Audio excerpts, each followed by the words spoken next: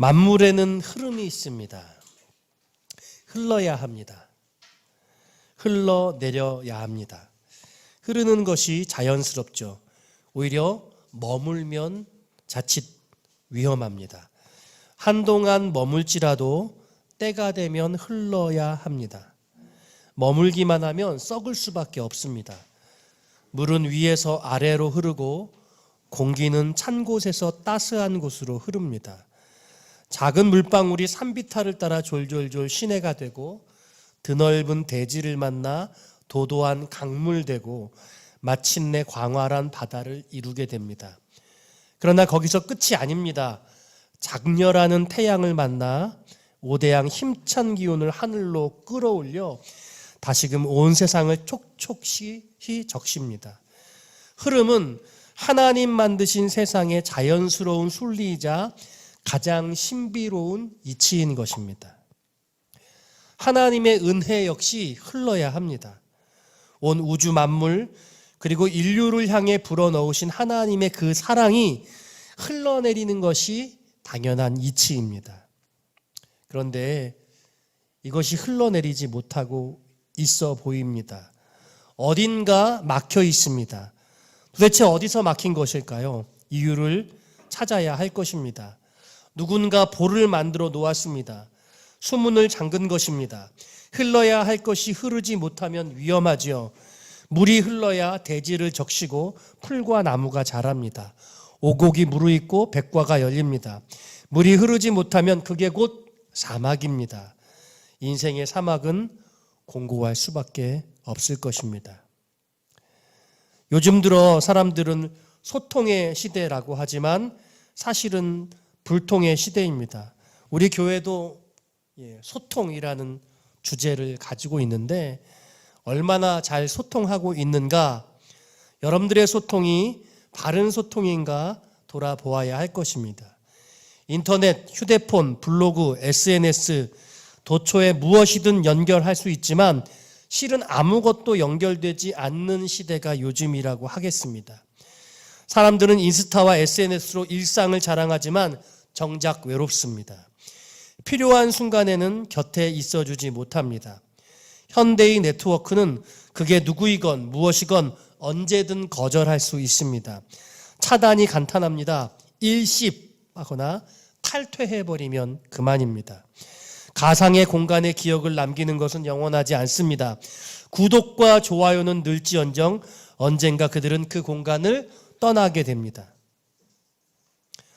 여러분 역시 마찬가지입니다. 그게 현대인의 삶의 방식입니다. 휴대폰을 끄면 홀로 덩그라니 남을 뿐입니다. 그래서 어쩌면 우리가 휴대폰을 놓지 못하는 것일 겁니다. 여러분들은 무엇과 그리고 누구와 연결되어 있습니까? 여러분들의 연결 방식이 어떤 연결 방식인가? 다른 방식, 저는 아날로그적인 연결 방식이 필요하다고 말씀드립니다. 그 연결을 통해 좋은 흐름, 건강한 흐름, 생명의 공급을 맛보아야 합니다. 혹 부모와 교사를 꼰대라고 부르고 있습니까? 무슨 말을 하든 듣지 않겠다는 이 불량한 시대가 불통의 대명사를 만든 것이 바로 꼰대. 한 가지 더 있다면 라떼. 꼰대 라떼죠. 꼰대 라떼. 얼마나 우리가 우리 아이들한테 그런 이야기를 많이 듣습니까? 여러분, 이게 바로 불통의 시대의 대명사입니다. 그리 생각하지 말아야 합니다. 부모와 소통하고 스승과 연결되기를 거부하지 마십시오. 우선은 저는 이 부모와 스승과의 흐름을 잘 만드는 것, 소통에 있어서 여러 가지 소통의 방식이 있습니다만 오늘은 저는 이 이야기, 부분적인 이 이야기를 하려고 합니다. 부모와 스승과의 단절은 가장 사랑하는 사람의 손길을 저버리는 어리석은 짓입니다. 한편으로 여러분 부모는 스승이기도 합니다. 물론 부모가 여러분들의 좋은 스승은 아닐 수 있습니다. 여러분들을 매우 아프게 하고 상처 주는 스승일 수도 있겠습니다. 그러나 여러분, 좋은 스승에게만 배우는 것은 아닙니다. 나쁜 것은 반면교사 삼으면 됩니다. 한 달 동안의 설교 정리를 여러분과 좀 하고 싶습니다. 왜냐하면 앞으로 열심히 달려갈 산위의 교회의 핵심 비전이고 핵심 가치이기 때문에 그렇습니다. 제가 3월 첫 주일에는 쉬기를 기뻐하시는 하나님이라는 제목으로 말씀을 전했어요. 기억나시죠? 두 가지 편견을 버리라고 했습니다. 지금은 쉴 때가 아니다. 쉬기에는 경제적으로 여건이 너무 어렵다고 생각한다. 이것 다 편견이라고 했습니다. 주님은 욕심을 멈추기를 부탁하시고 요구하고 있습니다. 주일은 하나님의 중단 선언이고 저와 여러분들의 멈춘 연습입니다. 너무 욕심내지 말라고, 무리하면 안 된다고, 지금은 쉬어야 할 때라고 주님 말씀하실 때 우리는 중단하고 쉴 줄 알아야 한다는 것입니다. 저에게 있어서 안식월은 그와 같은 것을 확인하는 기간이었고, 하나님이 김성택 목사의 심을 너무 기뻐하신다고 저는 여러분께 말씀드렸죠. 두 번째 주에는 딱 한 사람이라는 제목으로 여러분과 함께 말씀을 나누었습니다. 여러분 각자의 라이언 일병을 반드시 올 한 해 동안 구해내자고 하였습니다. 조금 제한적이긴 하지만 올 한 해라는 그런 기간 동안에 다른 교회 갈 게 아니라 우리 산위의 교회에서 함께 신앙생활할 마음에 누군가를 품고 그를 위해서 여러 가지 수고를 아끼지 않고 온 마음과 온 힘을 기울여서 어떻게 해서든지 함께 열매 맺도록 그 라이언 일병 반드시 2023년 한 해에 여러분들 애써서 결실하시라고 부탁드렸죠. 이것이 여러분들의 올 한 해 숙명적 과제가 될 수 있기를 바라고 이것을 성취하는 분에게 하나님의 큰 복이 임하시기를 축복하고 축복합니다. 아멘 안 하시는 분은 안 하시겠다는 거죠? 축복합니다. 여러분 꼭 이루십시오. 어떻게든 이루시기를 바랍니다. 어마어마한 어려움과 수고가 있을 겁니다. 지금 아무 생각이 없어도 괜찮습니다. 결심하시고 어떻게든 이루기 위해서 수고를 하는 가운데 여러분들의 인생이 달라질 수 있다고 저는 전했습니다. 지난주에는 선교적 인생이라는 말씀의 제목으로 여러분들 은혜를 나누었습니다. 여러분들의 인생의 10분의 1을 들여보면 어떻겠냐 제안을 했습니다. 젊은 시절에 1년의 시간들을 띄어서 선교에 올인하는 그런 시간들을 만들어 보자라고 부탁을 드렸습니다. 우리가 사는 인생이 먹고 마시는 것에 너무 점철되어 있지 않습니까? 우리의 삶이 생업에 집중하는 것이 진정한 본질이 아니라는 증명을 해보라고 제가 요청했지요. 사는 것이 어렵고 당장의 경제적인 부담이 있을지라도 여러분들이 누군가 선교사를 돕고 그 선교사의 삶이 여러분들의 인생이 되어지도록 동일시 해보라고 부탁을 드렸습니다. 휴가가 되면 그곳에 가서 선교의 현장을 돌아보고 작은 물질을 그분들에게 지원을 할지라도 그분들을 위해서 기도하면서 그분들의 선교 사역을 나의 선교 사역처럼 그렇게 생각해 보자고 말씀드렸습니다. 우리 인생의 노후의 10년 정도를 주님께 드려보는 것은 어떻겠냐는 제안도 드렸었지요. 우리가 먹고 사는 것이 아니라 하나님의 나라와 의를 위한 삶이 되어질 수 있다면 그것은 선교적 인생이라고 말씀을 드렸던 것입니다. 여러분 기억나시죠? 네 분이 손을 드셔서 선교사님을 후원하겠다고 말씀을 하셨는데 아직도 늦지 않았습니다. 여러분들 마음을 다해서 선교적 인생을 향한 발걸음을 한번 놓아 보시기를 바랍니다. 오늘 말씀의 제목은 제자적 인생입니다. 라이언 일병 구하기가 저는 복음적 인생이라고 말씀드리고 싶어요. 한 사람의 영혼을 구하는 일에 전심을 기울였더니 내 삶이 복음적 인생이 되었다. 그리고 내 삶이 복음을 전하기 위해서 온 세상을 품고 온 열방을 품는 선교적 인생이 되도록 하기 위해 누군가 한 선교사님을 품어보는 것 필요하다는 말씀을 했었죠. 오늘은 우리가 어떻게 주님의 제자로 살 것인가, 제자적 인생이라는 제목으로 말씀을 준비한 것입니다. 우리 주님께서 이 땅에 오셔서 30년을 사셨습니다. 그리고 3년의 공생애를 치르셨죠. 수많은 사람을 만나고 어마어마한 표적과 대단한 기사, 생명을 살리는 그런 치유의 사역을 행하셨지만 주님이 택하신 제자들, 그들은 단지 12명이었습니다. 권능의 주님께서 많은 사람을 제자 삼으신 것이 아니라 단 12명을 제자로 택하셨다는 사실은 저와 여러분들의 삶이 어떤 삶을 살아야 할 것인가에 대한 매우 중대한 질문을 던져줍니다. 세상은 물량주의로 저와 여러분들을 매도합니다. 우리는 사는 지역도 대도시고 다니는 회사도 대기업이었으면 좋겠고 기왕이면 우리의 거주하는 거주지도 대단지 아파트를 기대합니다만 우리가 다니는 교회는 그렇게 크지 않은 교회이고 정작 주님은 딱 12명만을 제자로 택하셨다는 것이죠.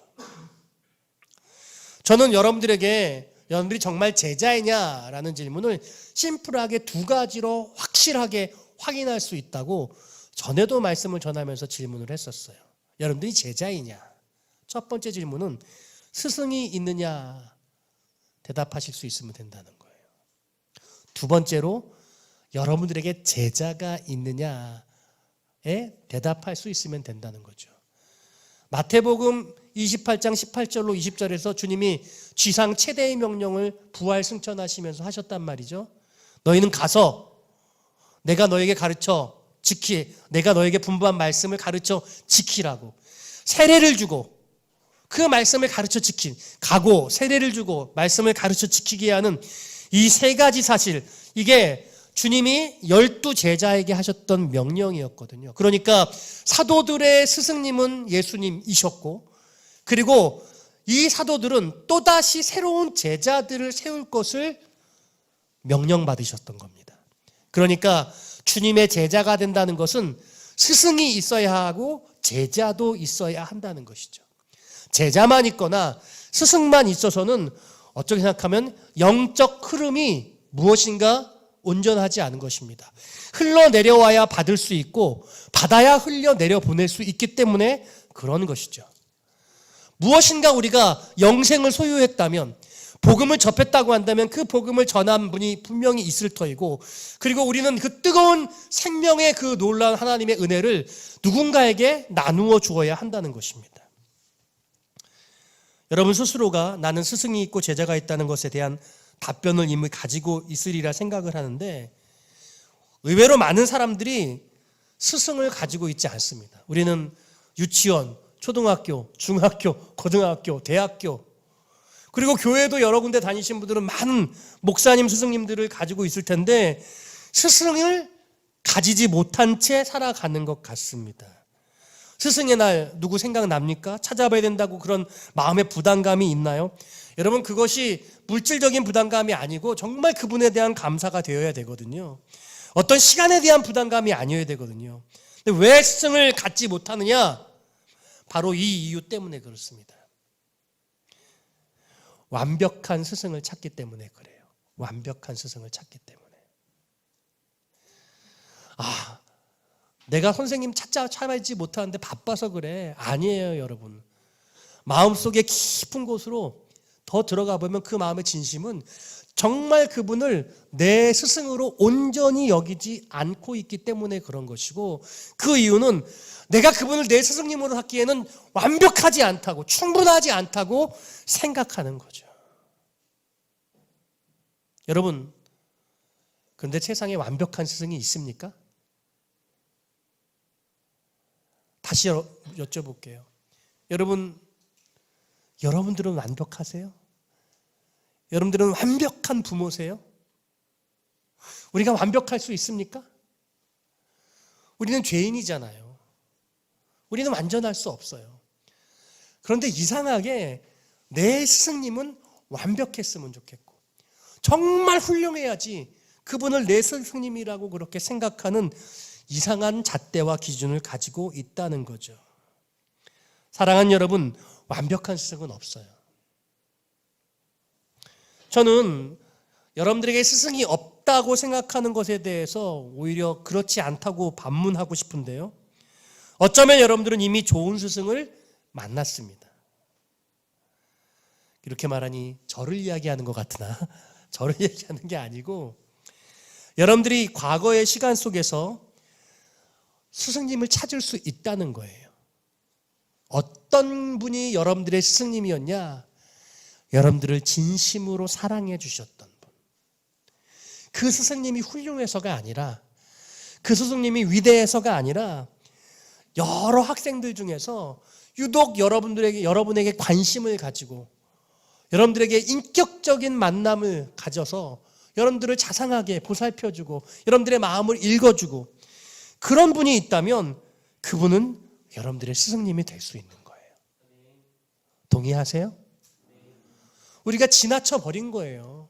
여러분 생각나는 그 선생님 어떤 분이 생각나세요? 그분이 교과목을 정말 잘 가르쳐서 여러분들의 스승님이 되지 않잖아요. 그분이 교과목을 잘 못 가르치더라도 나를 정말로 사랑해 주시면 그분은 나를 사랑하셨기 때문에 나는 그분을 기억해요. 그러니까 완벽함이 중요한 것이 아니라 나를 얼마나 사랑하고 나를 위해서 얼마나 수고하셨는가, 나를 향한 애정을 얼마나 가졌는가, 그것이 중요한 의미를 가진다는 겁니다. 만일 여러분들이 그분을 스승의 어떤 기억 속에 마음의 추억으로만 간직하고 현재는 스승으로 여기지 못하고 있다고 한다면 여러분들은 매우 중요한 것들을 놓치고 있다고 말씀드립니다. 오늘 이 말씀 들으시면서 여러분 스승을 찾으시기를 바랍니다. 그런데요, 오늘 이제 본문으로 들어가서 오늘 본문에서 두 가지 은혜를 함께 나누고 싶습니다. 첫 번째 말씀은 15절에 있어요. 같이 한번 읽어볼까요? 시작.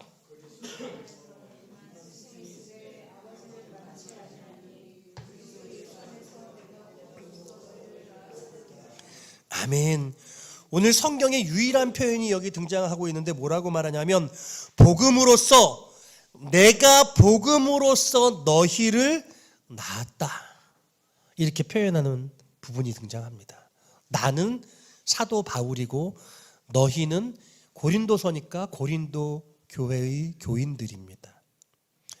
우리 사도 바울께서 내가 너희를 낳았어, 복음으로써 낳았어, 이렇게 말하고 있습니다.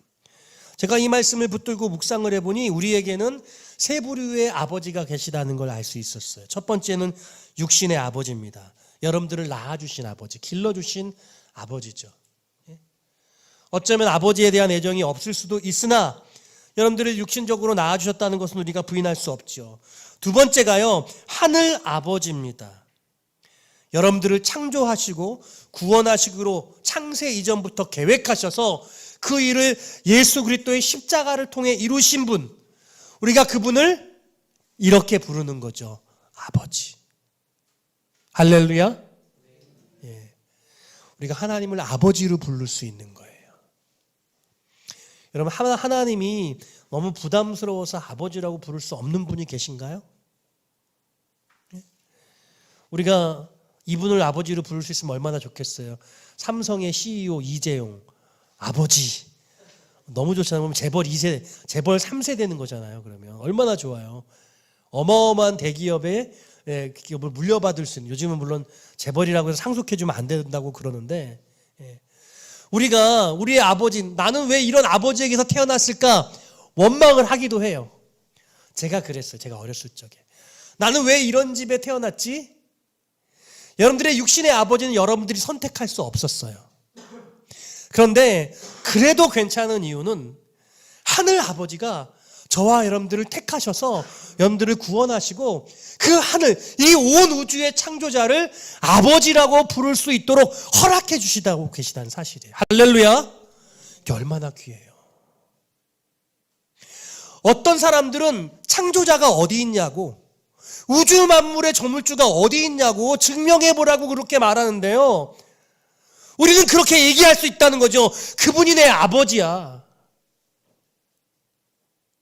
여러분, 이 사실을 귀히 여기시기를 바라요. 오늘 제가 여기에 초점이 있는 게 아니니까 넘어갈게요. 세 번째 아버지가 있는데 오늘 본문에 영적인 아버지입니다. 이 영적인 아버지가 어떤 분이냐? 여러분에게 복음을 전하고 성경 말씀을 가르치고 그 말씀을 지켜서 그 말씀대로 살도록 그렇게 이끌어준 분, 그분이 아버지래요. 오늘 이렇게 말하죠. 그리스도 안에서 1만 스승이 있으되, 우리가 신앙생활을 평생 하면서 많은 목회자를 만날 수도 있습니다. 신앙생활에서 많은 그리스도인들을 함께 만날 수 있습니다. 근데 그들은 영적 동반자가 될 수는 있어요. 가르침을 주는 좋은 선생님이 될 수는 있어요. 근데 아비는 한 명뿐이래요. 제가 여러분들이 라이너 일병을 구하라고 하는 것은 바로 영적인 자녀를 여러분 찾으라고 말씀을 드리는 거예요. 우리가 아기를 가지려면은요, 사랑하는 사람과 깊은 관계를 가져야 되고, 그리고 10달 동안 뱃속에서 정말 애지중지 그렇게 키워야 되고, 그리고 그 해산의 수고와 고통을 감내하면서 그 아이를 낳아야 되지 않습니까? 여러분, 그걸로 끝나나요? 그걸로 끝나지 않아요. 아기가 태어나면 그냥 자랍니까? 그냥 내동댕이 이제 나았으니까 이제 끝! 그러면 되나요? 아니거든요. 그 아이를 먹이고 입히고 돌봐주어야 됩니다. 잘 자라가도록. 우리는 5년씩 10년씩 20살이 돼도 여전히 우리 아이들을 돌봐주고 있잖아요. 그런데 지금 이 사도 바울이 어떤 마음을 가지고 있냐면, 내가 1만 스승이 있지만 내가 너희를 낳았어. 내가 복음으로서 너희를 낳았어. 그리고 고린도 교회의 그 분쟁을 바라보면서 안타까운 마음으로 그 분쟁을 해결하기 위해서 이 글을 적고 있다는 거죠. 제가 그런 면에서는 여러분들의 영적 아비가 될 수 있어요. 그런데 오늘 이 말씀 준비하면서 좀 부끄러웠습니다. 사도 바울이 고린도 교인들을 향해서 내가 너희를 낳았어. 내가 너희들을 키웠어. 내가 너희들이 이렇게 자라도록 그렇게 내가 수고했어. 이렇게 이야기하고 있는데, 제가 여러분들이 그리스도 안에서 하나님의 말씀으로 복음으로 잘 자라도록 정말 최선의 노력으로 잘 키웠나? 제가 그렇게 자부하지 못하는 것 같아요. 여러분들의 자녀가 잘못된 길을 걸을 때 여러분들은 그것을 지켜보지 않죠. 만류합니다. 또 절대로 못 가도록 목숨을 걸고라도 지켜내잖아요. 근데 야, 김성택 목사야, 너 우리 성도들 신앙생활 잘하도록 목숨 걸었니? 라고 물으면 제가 그러지는 않았던 것 같아요. 그러지 못했던 부분이 있었던 것 같아요. 여러분들을 이렇게 대면 관계에서 불편해야 돼, 맞서야 되는 거예요. 여러분들은 때때로 세속적이고, 여러분들은 때때로 쾌락적이고, 하나님의 말씀을 거부하고 전혀 불순종하는 방향으로 움직일 때가 있거든요. 여러분 마음속에 그런 모습들이 보일 때가 너무너무 많아요. 그런데 그러니까 그럴 때 여러분 앞에 맞서서 그것을 가르치고 변화를 이끌어야 되는데, 저도 힘들어서 때로는 그냥 지켜보고 아무 소리 안 하고 그냥 내버려 둘 때도 있었던 것 같아요. 어떨 때에는 때때로 실수하기도 하고, 때때로 그런 시간을 거치고 깨달아서 돌아와야 오기도 하겠지만, 아니, 그런 이야기가 아니라 제가 바로 여러분들에게 가르치고 변화를 이끌기 위해서 여러분 정말 그 마음과 마음이, 사람과 사람이 그 불편함을 무릅쓰는 그 갈등의 상태를 마주해야 하거든요. 근데 제가 그게 힘들었어요, 솔직히. 그게 어렵다고 느껴졌어요. 피하고 싶었거든요. 편하잖아. 그렇다고 뭐 교회 예배 안 나오는 건 아니잖아. 예수는 믿잖아. 그런데 오늘 이 말씀 앞에서는 저는 좀 부끄럽더라고요.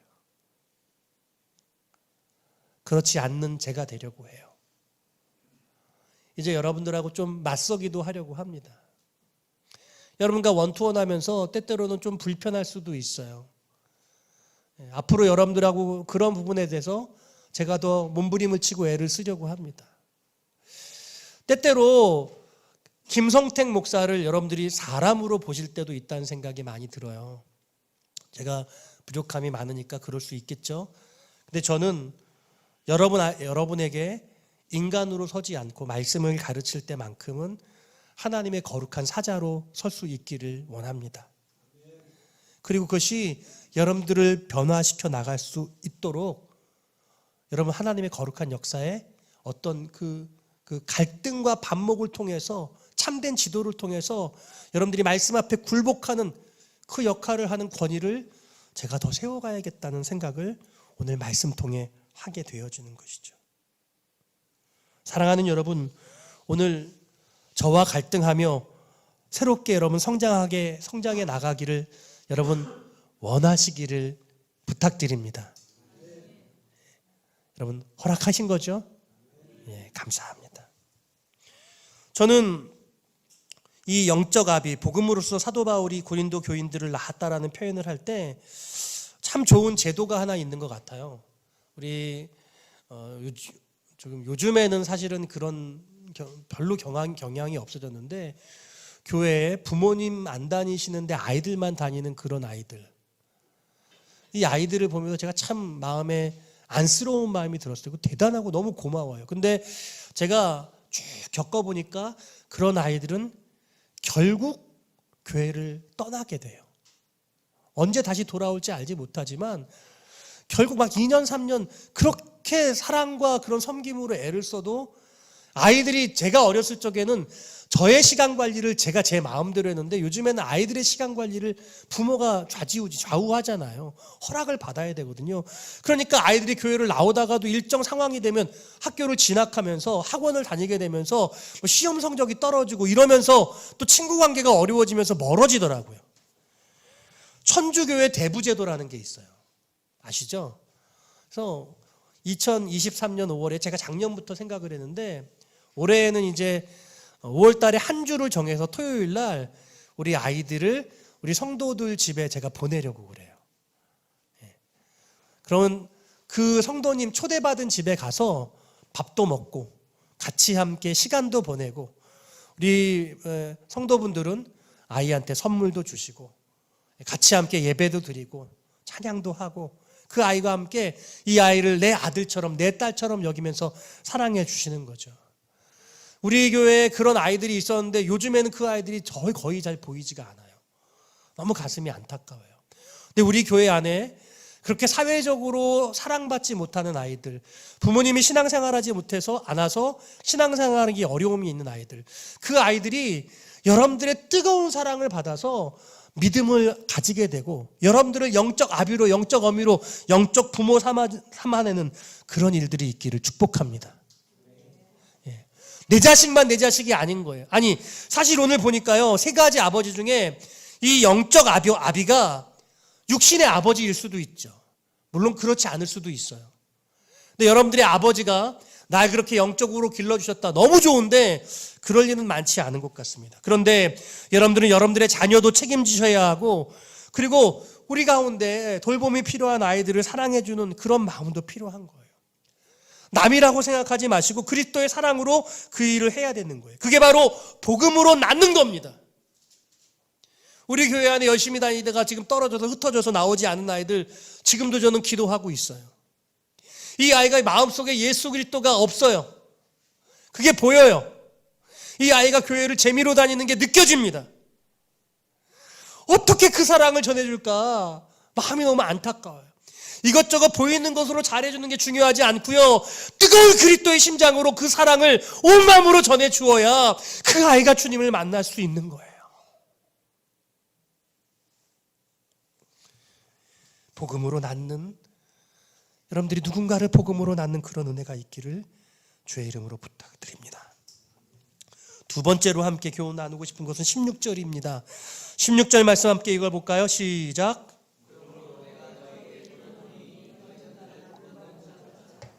따라해볼까요? 본받는 자가 되라. 네. 여러분, 누군가 본받고 싶은 사람 있으십니까?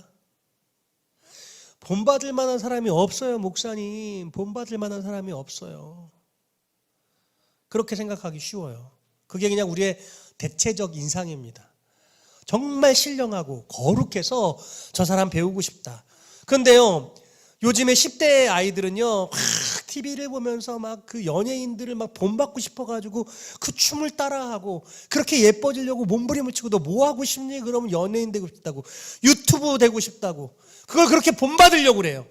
그런데 우리 누구 아무개 집사님 본받고 싶어요, 목사님 본받고, 이런 건 나오지가 않는 것 같아요. 왜냐하면 본받을 만하지 않다는 그런 생각 때문에 그런 거예요. 제가 앞서서 말씀드렸습니다만 우리가 그렇게 대단한 존재가 아니잖아요. 근데 지금 사도 바울이 뭐라고 말하냐면 나를 본받는 자가 되라, 이렇게 말해요. 나를 본받는 자가 따라합시다. 나를 우리 가슴에 손 얹고 나를 본받는 자가 되라. 여러분 다 그렇게 말씀하실 수 있기를 바라요. 여러분 그렇게 말씀하실 수 있어야 돼요. 그런데 여러분 자신이 우리 그렇게 훌륭하지 않잖아요. 근데 이걸 복합적으로 전체적으로 얘기하면 우리는 그렇게 훌륭하지 않아요. 그렇지만 어떤 부분에 대해서는 우리는 본받을 만한 삶을 살아갈 수도 있어요. 제가 여러분께 마지막으로 사역했던 부평 갈보리 교회 우리 목사님 이야기 간혹 들려드렸는데, 이 목사님 학생들 지도하던 시절에 고등학생들에게 복음을 전했어요. 복음을 전해서 이 복음 전에서 신앙생활 시작한 지 얼마 되지 않은 아이들을 데리고 버스에 타는 거예요. 자, 지금부터 내가 하는 거 잘 봐. 그리고 아이들이 앉아 있는데 거기서 다 버스에서 복음을 전하는 거예요. 그리고 버스에서 내려서 다음 버스를 타가지고 야, 이제부터는 네가 내가 했던 그대로 따라하면 돼. 내가 한 대로 해. 지금 이 아이가 교회를 5년 10년 다닌 아이가 아니에요. 다닌 지 불과 얼마 되지 않았어요. 근데 그런 아이들을 데리고 그렇게 복음 전도를 했다는 거예요. 시대가 그때는 그걸 따라할 수 있는 시대였던가요? 근데 제가 이 목사님에게 그런 얘기를 들었는데, 그렇게 7명 훈련시킨 아이들 중에 6명이 목사님이 되셨대요. 여러분 놀랍지 않아요? 이건 제가 한 가지 예고요. 우리가 우리 자신을, 물론 사도 바울이 나를 본받으라고 이야기를 할 때 내가 대단히 훌륭해서, 내가 놀랍도록 정말 엄청나게 훌륭한 사람이어서 그래서 본받으라고 말한 것이라고 생각할 수 없어요. 사도 바울은 자기는 사도 중에, 죄인 중에 괴수라고 이야기했다고요. 자기가 가지고 있는 모든 것을 배설물처럼 여겼던 사람입니다. 그러던 그가 복음을 전하는 데 있어서는, 하나님의 말씀을 가르치고 새로운 생명을 얻는 데 있어서는 나를 본받으라 이렇게 말하고 있더라는 거죠. 그러므로 저는 이 본받는 자가 되라는 이 말씀이 너무 중요한 거예요. 여러분, 어떤 분을 모델로 삼으셔서 어떤 분의 그 무엇을 따르고자 하는 그런 여러분 훈련의 대상이 필요한 겁니다. 여러분, 그렇게 될 때에 나도 누군가에게 그것을 물려줄 수 있고 재생산해낼 수 있는 것이죠. 사도 바울은 그래서 권하노니 너희는 나를 본받으라 이렇게 말하고 하지 않고 나를 본받는 자가 되라. 인격적으로 그 인격체에게 말씀하시고 계시고, 본받는 자가 됨으로써 또 다른 사람들을 본받을 수 있도록 말씀하신 거죠. 우리 예수님이 십자가에 죽으시기 위해서 마지막 성만찬을 하실 때에 그 성만찬을 하시던 날 그 저녁에 제자들의 발을 씻겼잖아요. 그 발을 씻기시면서 뭐라고 말씀하시냐면, 내가 이렇게 본을 보였으니 너희도 서로 본을 보이는 것이 마땅하다 이렇게 말씀하셨단 말이죠. 그러므로 우린 서로에게 모델이 되어줄 수 있어야 하는 것입니다. 말씀을 정리할게요. 오늘 제자적 인생이라는 제목으로 말씀을 전했습니다. 세 사람을 스승 삼으라고 제가 부탁했죠. 부모님, 그리고 목사님, 그리고 여러분들의 영혼을 구원하도록 인도한 복음 전도자. 여러분, 누군가와 대면해서 그 사람과 씨름하지 않고서 그냥 우리가 기도만 하고 하나님이 그 모든 것들을 다 해주시면 너무나 좋겠으나, 하나님은 그렇게 일하시기도 하지만 오늘 사도 바울은 굳이 자신이 자신의 생명을 들여서, 자기의 살명을 들여서 고린도까지 갔고 그 불모지에서 이방인들에게 복음을 전하고 그들을 뜨겁게 가르쳐서 그래서 많은 영혼들을 구원했고, 이제 그곳을 떠났음에도 불구하고 고린도 교회에 갈등이 있자 이 편지를 쓰면서 내가 너희들을 복음으로서 낳았다, 나를 본받아라, 이런 말씀을 하고 있는 것이죠. 여러분, 스승 삼으시기를 바라요. 제자 삼을 마음을 가지십시오. 제자는 목사만 삼는 게 아닙니다. 여러분 평신도들도 다 얼마든지 제자를 삼아야 합니다. 오늘부터 70대이든 80대이든 10대이든 20대이든 여러분들이 스승이 필요하고, 그리고 누군가를 내 남은 인생 동에 제자를 삼아야 될 거예요.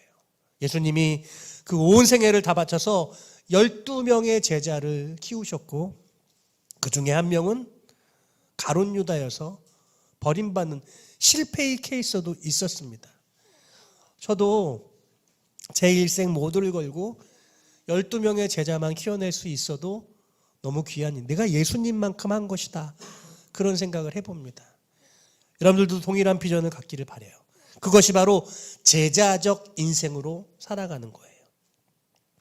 오늘 내 스승은 누구이신가를 정하시고 내가 어떻게 제자를 삼을 것인지를 여러분 평생의 목표로 두시고 준비하셔서 이제 그 본을 받아 여러분들 세워지시고 본을 보일 수 있는 인생으로 나아가게 되시기를 주님의 이름으로 축원드립니다.